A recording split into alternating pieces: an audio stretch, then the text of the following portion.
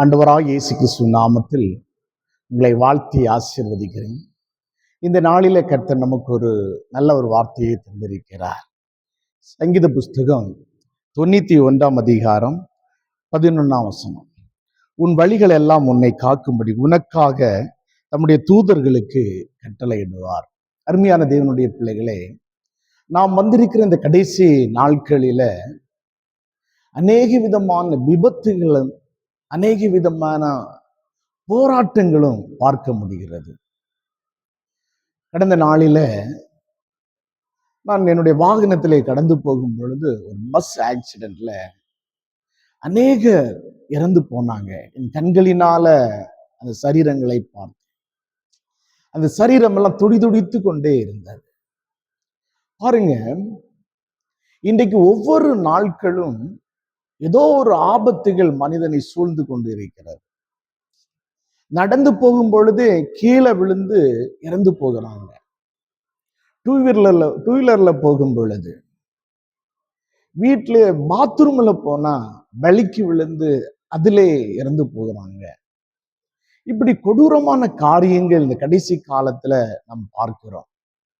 ஆனால் ஆண்டவர் சொல்லுகிறார், தம்முடைய தூதர்களை வைத்து ஆண்டவர் நம்மளை பாதுகாக்கிறார். உன் வழிகள் எல்லாம் அப்படி என்று சொன்னால், இன்னைக்கு தேவ பிள்ளைகளாக இருக்கிற நீங்க அனிதினமும் உங்களுடைய ஜெபத்துல நீங்க கேட்கணும், ஆண்டவரே உங்களுடைய தூதர்களை அனுப்புங்க. ஆண்டவரே உங்களுடைய தூதருடைய பாதுகாப்பு எனக்கு வேணும்.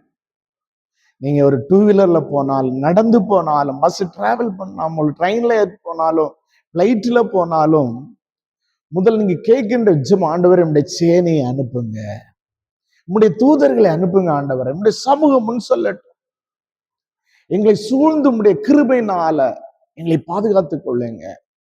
இந்த கொடிய நாட்களில, இந்த கொடிய இந்த காலத்துல சாத்தான் ஒவ்வொரு பிள்ளைகளுக்கு விரோதமாக அநேக ஆபத்துகளை கொண்டு போடுகிறான். அநேக விதமான ஆபத்துகள்.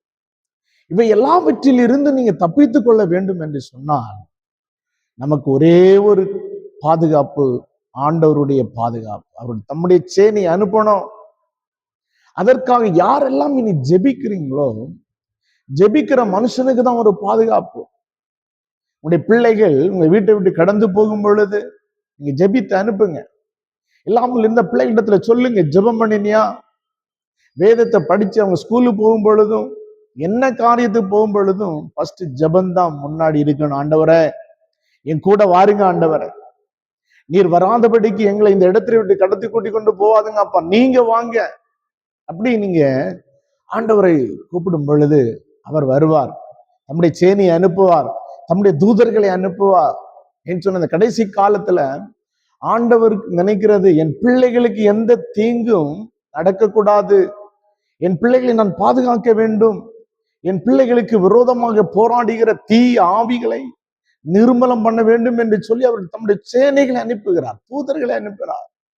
அதை நீங்க விசுவாசிக்க வேண்டும். கடந்த நாளில ஒரு அருமை சிஸ்டருடைய ஒரு மகன் இறந்து போனான். வாலிப தம்பி, ஒரு 20-21 வயசு தான் இருக்கும். டூ வீலர்ல போனான். அங்கிட்டு எதிரே வந்து ஒரு வண்டி அடித்து ஸ்பாட்ல அதே இடத்துல இறந்து போனான். பாருங்க, அந்த தாய்க்கு இவ்வளவு வேதனை.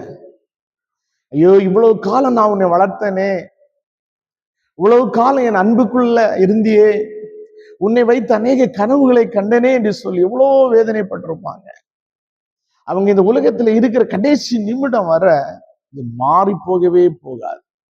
இதை கேட்கிற தேவனுடைய பிள்ளைகளே, இன்றைக்கு உங்களுடைய இந்த கடைசி காலத்து உங்களுடைய வாழ்க்கையில நீங்க கேளுங்க, ஆண்டவரே உங்களுடைய தூதர்களை வைத்து வழிகளில் எல்லாம் உன்னை காக்கும்படி உனக்காக தம்முடைய தூதர்களுக்கு கட்டளையிடுவார்.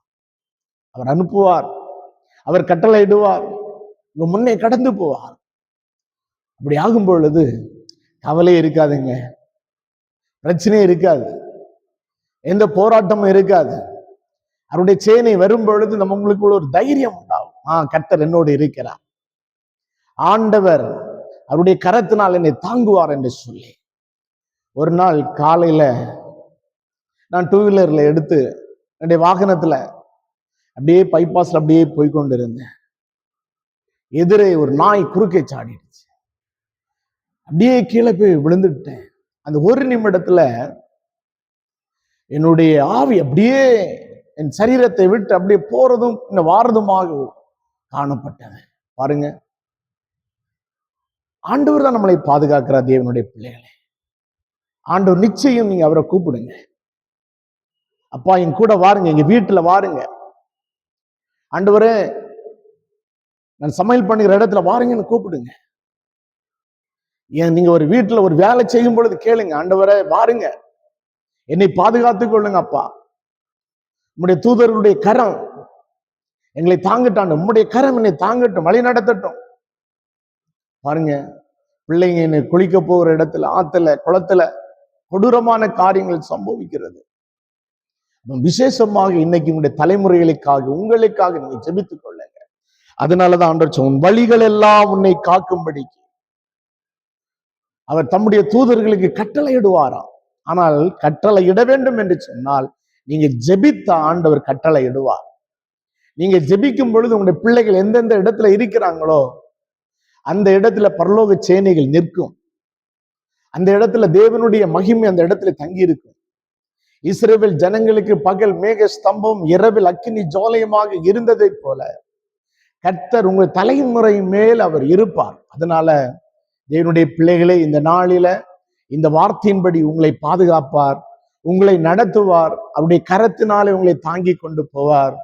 இந்த வார்த்தைக்கு நீங்க ஜெபம் பண்ணி, இந்த வார்த்தை சொல்லி ஜெபம் பண்ணுங்க, அவர் கட்டளை இடுவார், நிச்சயம் கட்டளை இடுவார். நான் அதை விசுவாசிக்கிறேன், நான் அதை நம்புகிறேன். நீங்களும் நம்பி ஆண்டவர்கிட்ட ஜெபம் பண்ணுங்க. காலையில் எழும்பும் பொழுதும், ஆபீஸ் போகும் பொழுதும், வரும் பொழுதும், எந்த விஷயத்திலும் ஆண்டவரை கூப்பிடுங்க. அவர் தம்முடைய சேனைக்கு கட்டளை இடுவார், தம்முடைய தூதர்களுக்கு கட்டளை இடுவார். மோசே ஜெபித்தார், ஆண்டவரே நீர் வராதபடிக்கு, நீர் எங்களோடு கூட வராதபடிக்கு எங்களை இந்த இடத்திலிருந்து கூட்டிக் கொண்டு போவாதையோ, நீர் வந்தா மாத்திரம்தான் எங்களை கூட்டிக் கொண்டு போவோம் என்று சொல்லிட்டு அவனுக்கு தெரிந்தது, ஆண்டவர் என் கூட வந்தாதான் எனக்கு வெற்றி உண்டு, ஆண்டவர் என் கூட வந்தாதான் எனக்கு ஒரு ஜெயம் உண்டு என்று சொல்லி மோசே விசுவாசித்தான். அதே போல உங்கள் ஒவ்வொருடைய வாழ்க்கையிலையும் இங்கே விசுவாசிக்கும் பொழுது அவர் தம்முடைய சேனைகளுக்கு கட்டளையிட போகிறார், தம்முடைய தூதர்களுக்கு கட்டளையிட போகிறார். உங்களை பாதுகாப்பார், எந்த தீங்கும் உங்களை ஆளுகை செய்யாதபடிக்கு பாதுகாப்பார். கண்களை மூடும், அவங்களுக்காக நான் ஜெபிக்கிறேன். பரலோக பிதாவே, ஸ்துதிக்கிறோம் ஆண்டவரே. இந்த வார்த்தையின்படி ஆண்டவரை கேட்ட ஒவ்வொரு பிள்ளைகளுடைய வாழ்க்கையில ஒரு ஜெப அபிஷேகம் ஊற்றப்படட்டும். அவர்களை ஜெபிக்கிறவர்களாக ஆண்டவரை மாற்றும் ஆண்டவரே. அவர்கள் வெளியே போகும் பொழுதும் ஆண்டவர், வேலை செய்கிற இடத்துல, ஹல்லேலூயா, ஆண்டவர் டிராவல் பண்ணுகிற இடத்துல ஆண்டவர் உடைய பிள்ளைகள் ஜெபித்துட்டு உம்முடைய பரலோக தூதர்களை வைத்து உம்முடைய பிள்ளைகளை பாதுகாத்துக் கொள்ளுங்கப்பா. உடைய சமூகம் முன் செல்லட்டும், தேவ கிருபைகள் தங்கி இருக்கட்டும், தேவ பிரசனம் தங்கி இருக்கட்டும் ஆண்டவரே. எந்த தீங்கான காரியங்களும் ஆண்டவரே ஹல்லேலூயா நம்முடைய பிள்ளைகளை ஆளுகை செய்யாதபடிக்கு உம்முடைய கரம் கூட இருக்கட்டும். இயேசு கிறிஸ்து ஜீவனுள்ள நல்ல தகப்பனே, ஆமேன். God bless you. கர்த்தர் உங்களை ஆசீர்வதிச்சாச்சு. இந்த வார்த்தை உங்களோடு கூட இருக்கிறது. ஆமேன்.